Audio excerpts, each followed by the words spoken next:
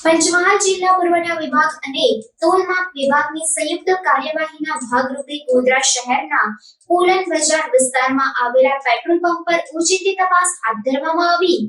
જિલ્લા પુરવઠા અધિકારી અને નાયબ કલેક્ટર પંચમહાલ ગોધરા, જિલ્લા પુરવઠા ટીમ, મામલતદાર ગોધરા તેઓની સંયુક્ત ટીમ તથા તોલમાપ કચેરીના સિનિયર ઇન્સ્પેક્ટરની સંયુક્ત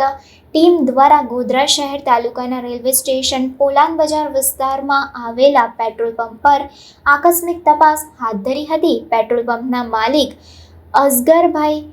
કુરહાન Hussain પેટ્રોલવાળાઓને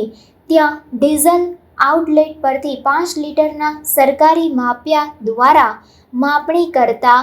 nozzle number 4માં 45 ml diesel ઓછું માપ આવેલું તેમજ પ્રાથમિક સુવિધા જેવી કે એર પંપ, પીવાના પાણીની તેમજ ગ્રાહકો માટે ટોયલેટ જેવી સુવિધા ઉપલબ્ધ ન હતી. પેટ્રોલ પંપ પર આઉટલેટ પરથી ડીઝલનો ઓછો જથ્થો આપતા હોવાની ગંભીર પ્રકારની ગેરરીતિ આચરતા હોય ડીઝલનો 430 લીટર જેની કુલ કિંમત ₹38,966 ની કિંમતનો ડીઝલનો 10% જથ્થો જપ્ત કરી પેટ્રોલ પંપ